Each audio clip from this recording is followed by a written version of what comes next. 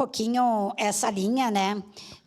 Primeiro dizer, eu votarei sim pela admissibilidade, mas primeiro dizer que votar pela admissibilidade, nós não estamos aqui fazendo um julgamento prévio por impeachment ou qualquer outra questão. Isso é importante, porque a admissibilidade, nesse momento, vai fazer com que os fatos sejam investigados, seja ouvido as outras partes, o que nós vimos, né?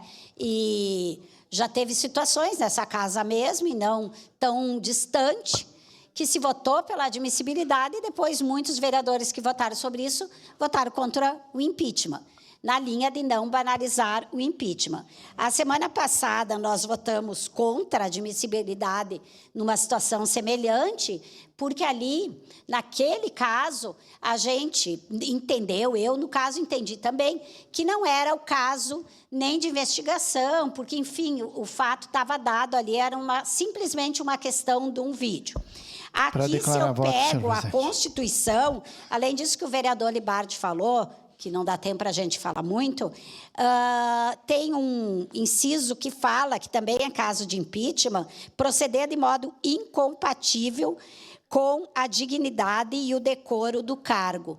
Eu quero dizer, e já falei isso naquela outra discussão, que para nós que passamos muito fiscalizando, e a gente fiscaliza o órgão público, a gente vai na UPA, a gente vai na UBS, a gente vai nas escolas.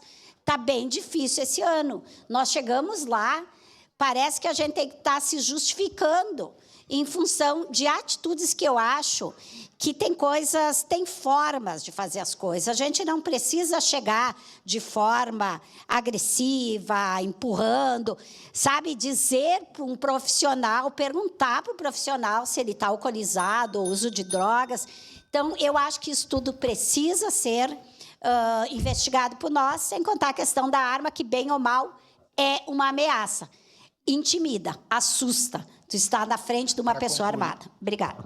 Com a palavra em declaração de voto, o vereador Sandro Fantinel.